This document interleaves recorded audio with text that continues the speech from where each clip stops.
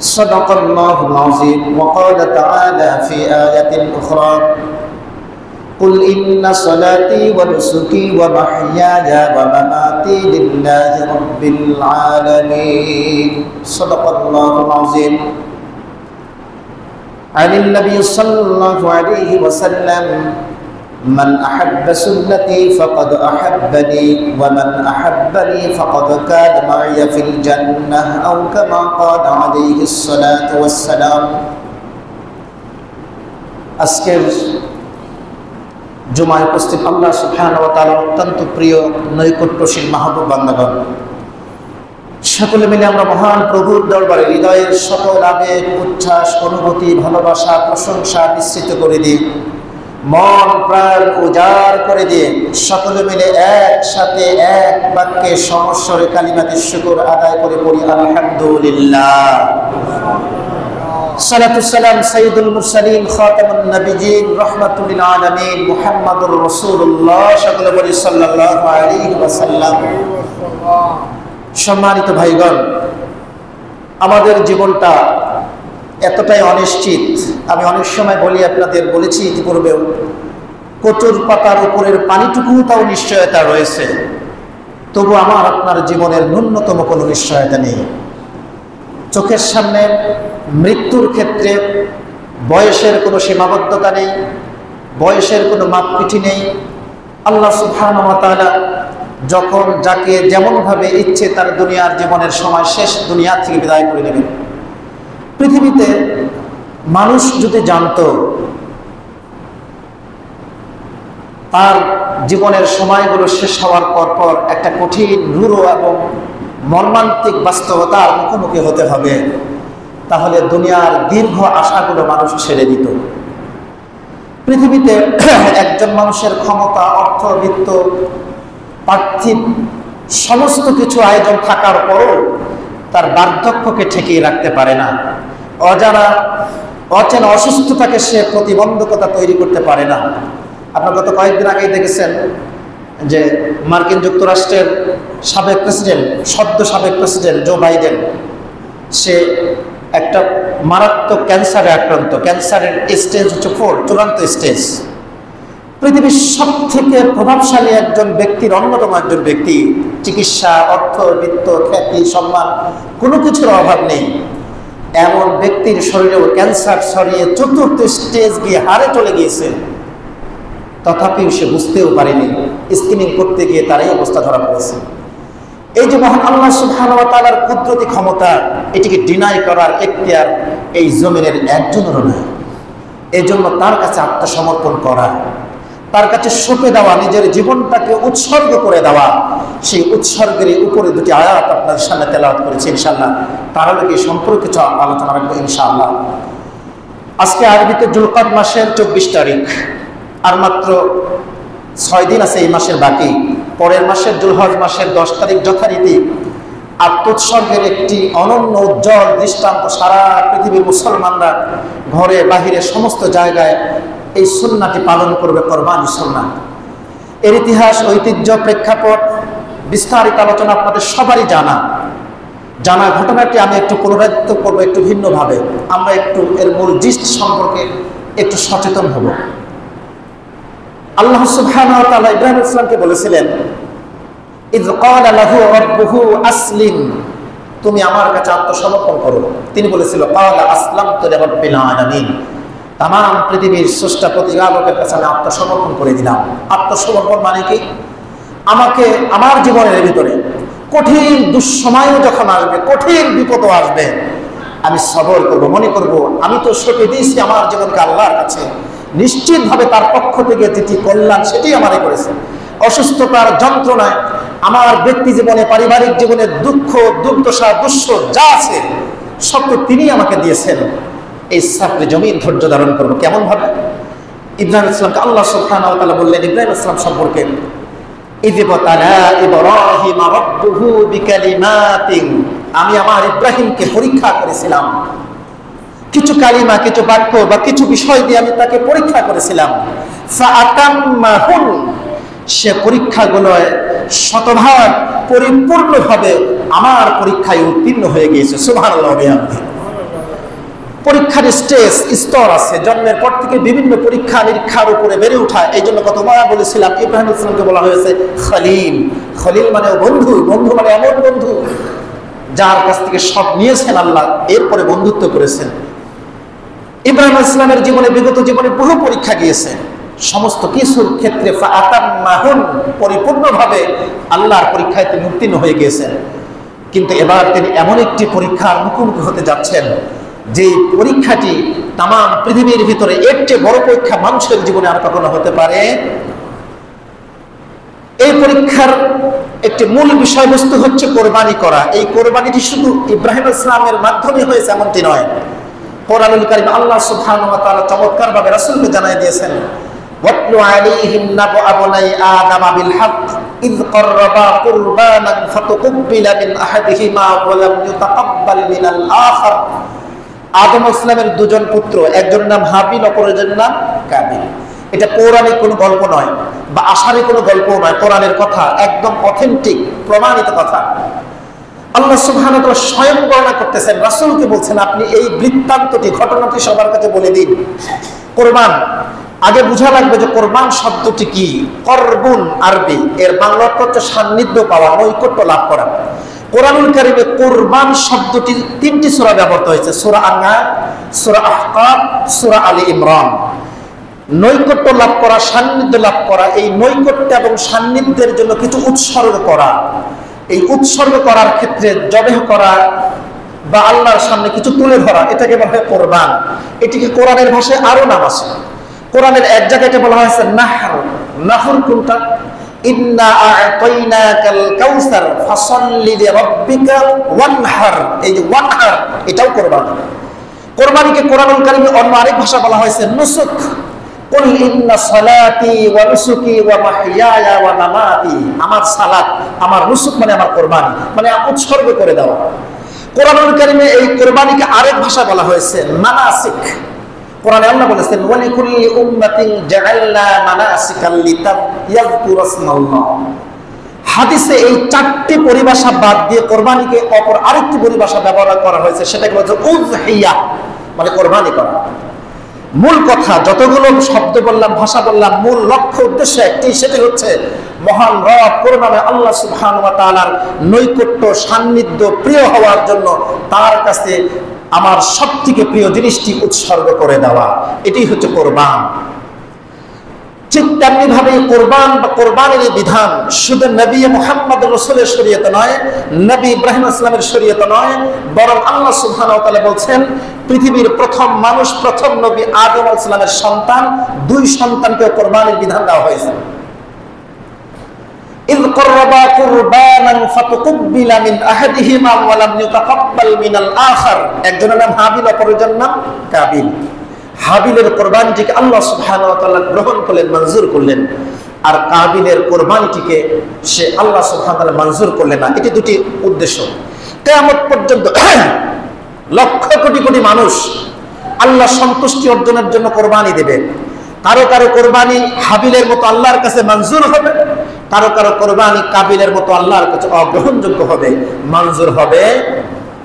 লাআকতুলান্নাক, কাবিল অগ্নিশর্মা হয়ে গেল, খেপে গেল।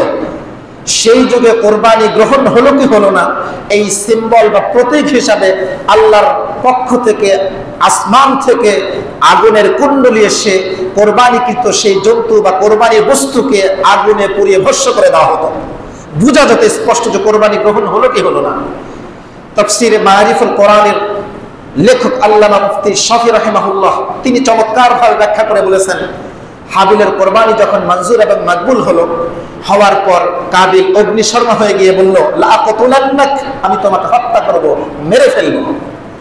তখন হাবিল একটি জবাব দিয়েছিল, জবাবটি আল্লাহ কোরআনে কোট করে দিয়েছেন রাসূলকে বর্ণনা করার জন্য।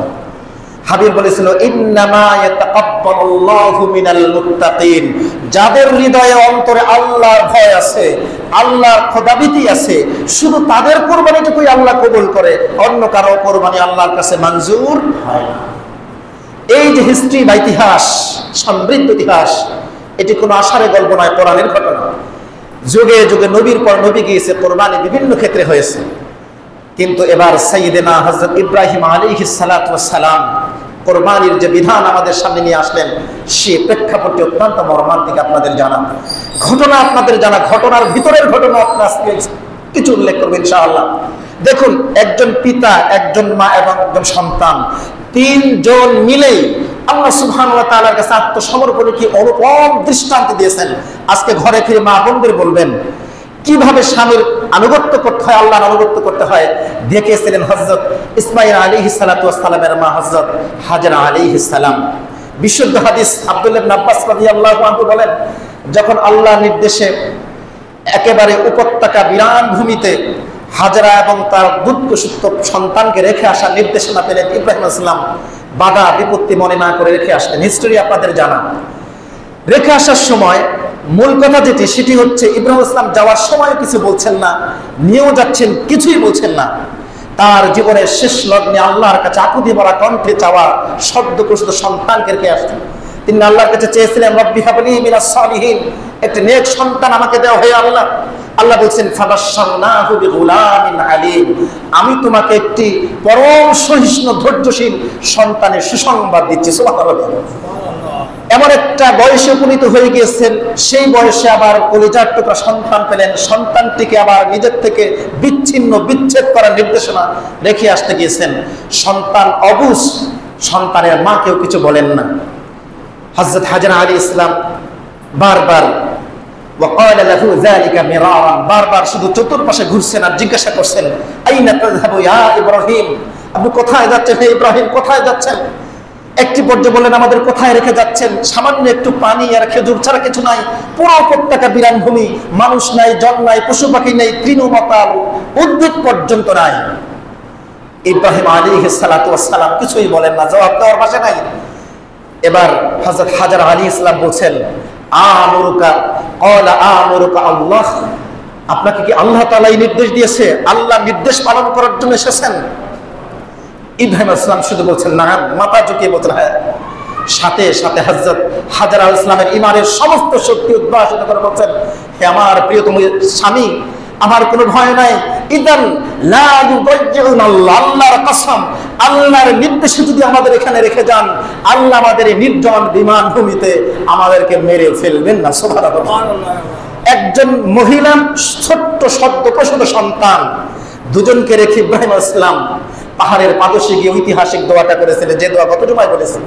রেখে গেলেন। দেখুন, রেখে যাওয়ার পর ইব্রাহিম আলাইহিস সালামের স্ত্রী হযরত হাজরা আলাইহিস সালামের এই আল্লাহর প্রতি ইখলাস আর তাকওয়াটিকে আল্লাহ এমন ভাবে মঞ্জুর করেছেন, মাকবুল করেছেন, তার সমস্ত কর্মকাণ্ডগুলো আল্লাহ ইবাদত হিসেবে গণ্য করে নিয়েছে। সুবহানাল্লাহ। এমন ইবাদত, সদ্যপ্রসূত সন্তানের পানির জন্য যখন তিনি সাফা এবং মারওয়া পাহাড়ে দৌড়াচ্ছেন, চলে গিয়েছেন।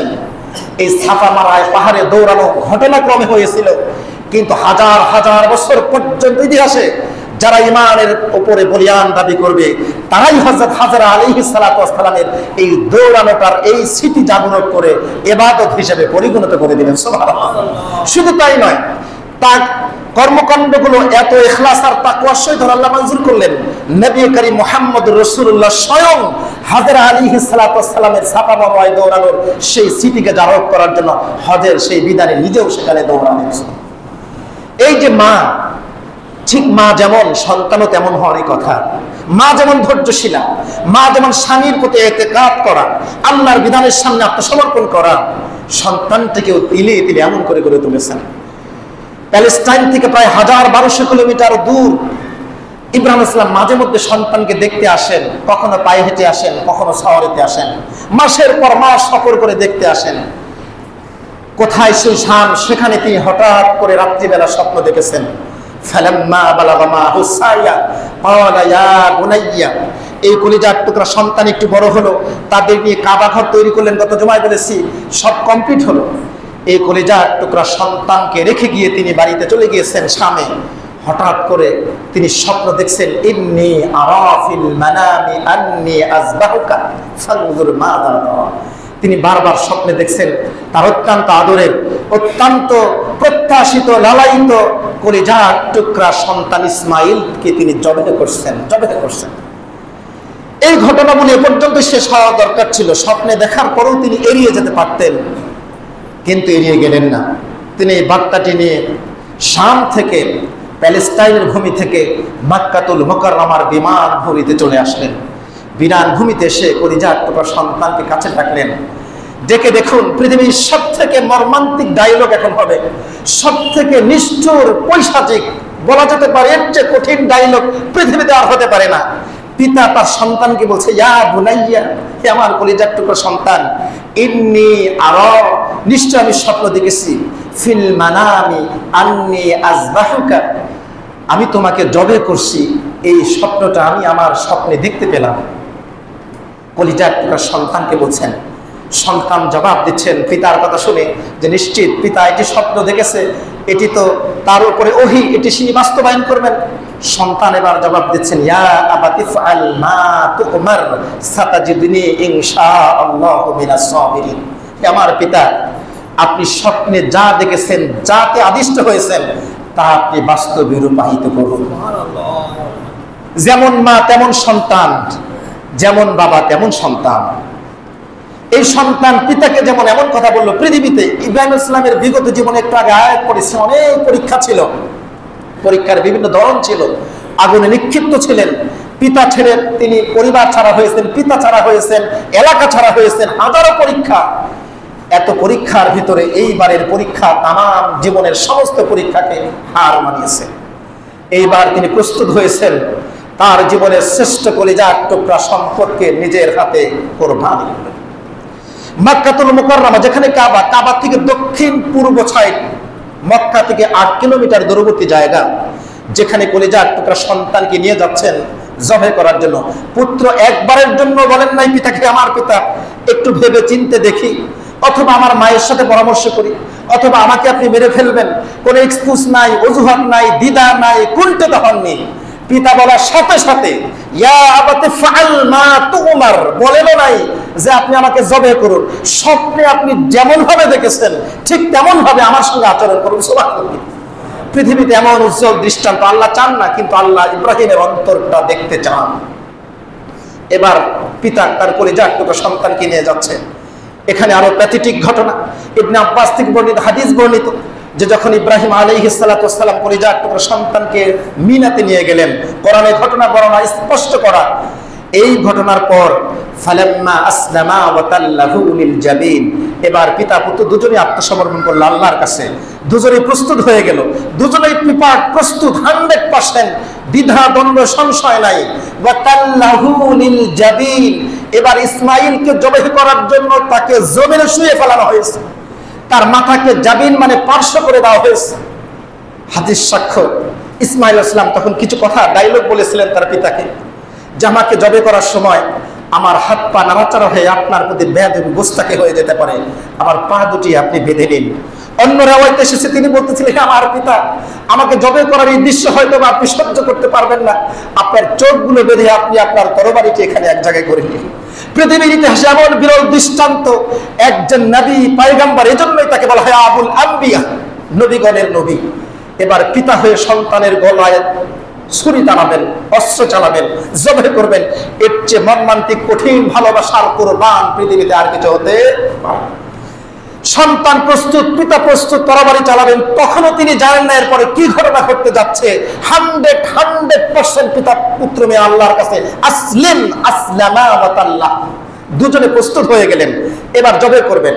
আল্লাহ সুবহানাহু ওয়া তাআলা আরশে আজিম থেকে ফেরেশতাকে পাঠিয়ে দিলেন, সাথে সাথে ইব্রাহিমকে এই জবে করার পূর্ব মুহূর্তে ডাক দিয়ে বলা হয়েছে, কদ সাদ্দাকাতার রুয়া, ইয়া ইব্রাহিম, হে ইব্রাহিম থেমে যাও, স্টপ হয়ে যাও, কদ সাদ্দাকাতার রুয়া, তুমি তোমার স্বপ্নকে বাস্তবায়ন করেছো। ইন্না কাযালিকা নাজজিল মুহসিনিন, আমি সৎকর্মশীলদের জন্য অনেক বৃহৎ পুরস্কারের ব্যবস্থা করেছি। ইন্না হাযা লাহুয়াল বালাউল মুবিন, আল্লাহ স্বয়ং বর্ণনা করে দিচ্ছেন এটা ছিল সুস্পষ্ট বিশাল একটি পরীক্ষা তোমার জীবনের উপরে। ইসমাঈল এবং ইব্রাহিম আলাইহিস সালাম জবে হয়ে প্রস্তুত থাকা অবস্থাতেই ওয়া ফাদাইনাহু বিযিবহিন আযীম, কোরআনের আয়াত। ওয়া ফাদাই ফিদিয়া মানে পরিবর্তিত করে দেওয়া, ওয়া ফাদাইনাহু বিযিবহিন আযীম, এই যে তোমরা জবে করার জন্য উদ্যত হয়েছিলে পিতা পুত্র কলিজার টুকরা সন্তানকে রক্ষা করে, আমার পক্ষ থেকে জান্নাতি একটি জন্তু তোমার সামনে দিয়ে দিলাম, এটি তুমি কোরবানি করে নাও। সুবহানাল্লাহ। কোরআনে আল্লাহর পরে বললেন ওয়া তারাকনা আলাইহি ফিল আখিরিন, কিয়ামত পর্যন্ত অনাগত ভবিষ্যতের মানুষের জন্য এই সিস্টেম, এই পদ্ধতি, এই সুন্নাহ, এই আদর্শকে আমি অব্যাহত রেখে দিলাম। কিয়ামত পর্যন্ত তারা আল্লাহর সান্নিধ্য পাওয়ার জন্য এভাবেই কোরবানির প্রতিবিধান বিধানকে পালন করছে। প্রিয় ভাইরা আমার, কোরবানির দুটি উদ্দেশ্য, একটি পার্থিব, একটি অপার্থিব। অপার্থিব যেটি, এটি হৃদয়, অন্তর আল্লাহ দেখেন। ইব্রাহিম আলাইহিস সালাম যখন নিজের অন্তরটাকে আল্লাহ দেখিয়েছিলেন, আল্লাহ দেখতেছিলেন যে ইখলাস এবং তাকওয়ার গুণে গুণান্বিত হয়ে নিজের কলিজার টুকরা সন্তানকেও জবাহ থেকে বিচ্যুত হন নাই আল্লাহর নির্দেশ পালন করার ক্ষেত্রে। ঠিক তেমনি ভাবে কিয়ামত পর্যন্ত অনাগত সারা পৃথিবীর সমস্ত মুমিন মুসলমান আল্লাহর বিধানকে মেনে নিবে। সন্তান জবে করার মুহূর্তেও যদি আল্লাহর বিধান মানা যায়, এর বাইরে আল্লাহর যত বিধান আছে এর চেয়ে সমস্ত বিধানগুলো সব থেকে সহজ, এগুলো মানাও তাদের জন্য অনেক সহজ হবে। এক মুহূর্তের জন্য কুণ্ঠাবোধ হবে না, বিরত থাকবে না। এটাই হচ্ছে কোরবানির মূলত হাকিকত এবং রহস্য। কিন্তু দুর্ভাগ্যজনক হলো সত্য, এই কোরবানি আপনি করতে যান, কোরবানির পশু আপনি বাজারে ক্রয় করতে যান, আপনি কোরবানির পশু বাজার ক্রয় করতে গিয়ে আপনার জোহরের সালাত নেই, আসরের সালাত নেই, কিন্তু আপনি কোরবানির গরু পশু ক্রয় করছেন। আপনি যেদিন কোরবানির পশু ক্রয় করতে গেলেন সেদিন আপনার ফজরের নামাজের খবর নাই। এই ফরজ বিধানগুলো যেমন আল্লাহর, কোরবানির বিধানটি আল্লাহর, বরং কোরবানির চেয়ে অনেক গুণ বেশি পাওয়ারফুল এবং স্ট্রং, শক্তিশালী বিধান হচ্ছে ফরজ সালাতগুলো, ফরজ বিধানগুলো। এগুলোকে ভাইলেট করে কোরবানির পশুকে কেনার জন্য আপনার যে আগ্রহ, এখানে আপনার অন্তর আল্লাহ নিশ্চিত জানেন যে আপনি আসলে কোন উদ্দেশ্য নিয়ে কোরবানি করে দিচ্ছেন। কোরবানির মূল লক্ষ্য উদ্দেশ্য থেকে যদি আমরা বিচ্যুত হই, আমাদের কোরবানিগুলো কাবিলের সেই কাতারে চলে যাবে। কোরবানি হবে ঠিকই, কিন্তু আল্লাহর কাছে মঞ্জুর মাকবুল হবে না। আপনি যত টাকা দিয়ে কোরবানি দেন, কয় টাকা দিয়ে কোরবানি করে আল্লাহকে খুশি করবেন? আপনি 2 লাখ 5 লাখ টাকা, 2 লাখ 5 লাখ টাকা দিয়ে আপনি আল্লাহকে খুশি করতে পারবেন? অসম্ভব। আপনার হালাল বৈধ উপার্জনের সংক্ষিপ্ত ক্ষুদ্র কিছু টাকা দিয়ে আপনার অন্তরটাকে আল্লাহ দেখছেন, ইখলাসের সহিত, হে আল্লাহ, আমার কষ্টোপার্জিত এই টাকা দিয়ে শুধুমাত্র কেবলমাত্র একমাত্র তোমাকে সন্তুষ্টির জন্য আমি কোরবানির পশু ক্রয় করেছি, উৎসর্গ করেছি। আমার দেওয়ার মতো কিছু নাই, বাড়ি ঘর টাকা পয়সা কিচ্ছু নাই, আমার একটা খাসি বকরি ছাগল বা গরু এছাড়া আর কিছুই নাই। হে আল্লাহ, আখিরাতের মঞ্জিলে এই উসিলা করেই তোমাকে খুশি করার যে চিন্তা করেছে আমাকে মাফ করে দিও, এই চিন্তা চেতনা থেকে যদি করেন এবং বিধান ফরজগুলো যদি মেনে নেন, ইনশাআল্লাহ আল্লাহ কবুল করবো। সকলে বলি আমিন। আমরা চেষ্টা করব কোরবানির পশু ক্রয় করার ক্ষেত্রে কিছু মাসালা আছে, নিখুঁত পশু ক্রয় করা, সেই সাথে শরীকানা যারা কোরবানি দেব প্রত্যেকের ইখলাস, তাকওয়া ইত্যাদির ক্ষেত্রে আমরা যথেষ্ট তৎপর হব এবং সচেতন থাকব। শুধুমাত্র কেবলমাত্র গোশত খাওয়া, বন্টন করা ইত্যাদি যদি হয়ে থাকতো যুগ যুগ ধরে, তাহলে কোরবানিকে আল্লাহ রাসূল এবং কোরআনে এমন বিস্তারিত বর্ণনার প্রয়োজন ছিল না। কোরআন আল্লাহ বলেছেন স্পষ্ট, লা ইয়ানালুল্লাহু লুহুমুহা ওয়ালা দিমাউহা ওয়ালাকিন ইয়ানালুহুত তাকওয়া। তোমাদের কোরবানির গরুর গোশত, রক্ত, চামড়া কোনো কিছু আমি আল্লাহর কাছে পৌঁছে না, ওয়ালাকিন ইয়ানালুহুত তাকওয়া, তোমাদের অন্তরের তাকওয়াটি আমার নিকট পৌঁছে। এজন্য জুলহজ মাসের 10 তারিখ সারা পৃথিবীর মুমিন মুসলমানরা যে কোরবানি করবে, কোরবানির লক্ষ্য উদ্দেশ্য যেমন ইব্রাহিম আলাইহিস সালাতু ওয়াস সালামের রেখে যাওয়া আদর্শ এবং সুন্নাহর উপর প্রতিপালিত হয়, আল্লাহ তৌফিক দান করুন। সকলে বলে আল্লাহুম্মা আমিন। এর বাইরে জুলহজ মাসের প্রথম 10 তারিখের কিছু আদর্শ এবং সুন্নাহ আছে। যারা কোরবানির পশু ক্রয় করবেন, যারা নিয়মিত সালাত আদায় করেন, যারা নিয়মিত আল্লাহর বিধানাদি মানেন, যারা সুন্নত ওয়াজিব মতো জীবন যাপন করতে চান, কোরবানি যারা দেওয়ার নিয়ত করেছেন, আগামী জুলহজ মাসের 1 তারিখে চাঁদ ওঠার পর থেকে তারা তাদের নখ এবং গোপ এবং মোষ এগুলো কাটবেন না, এগুলো না কাটা সুন্নাহ, মুস্তাহাব। এর বাইরে যারা ফরজ নামাজই পড়েন না তাদের ক্ষেত্রে তো ভিন্ন ব্যাপার। আগে ফরজগুলো ইনক্লুডিং হন, আগে ফরজ বিধানগুলোর মাঝে নিজের জীবনটা আত্মসমর্পণ করে দিন, তারপরে সুন্নাহ অন্যান্য স্তর বাই স্তর। এবং সেই সাথে যারা হাজী সাহেবরা গিয়েছে হজের বিধান পালন করতে, আল্লাহ সুবহানাহু ওয়া তাআলা ওনাদের হজগুলো সুন্দরভাবে কবুল করার তৌফিক দান করুন। সকলে বলেন আল্লাহুম্মা আমিন। যারা সুন্নাত পড়েন, সুন্নাত পড়েন। আসসালামু আলাইকুম ওয়া রাহমাতুল্লাহ।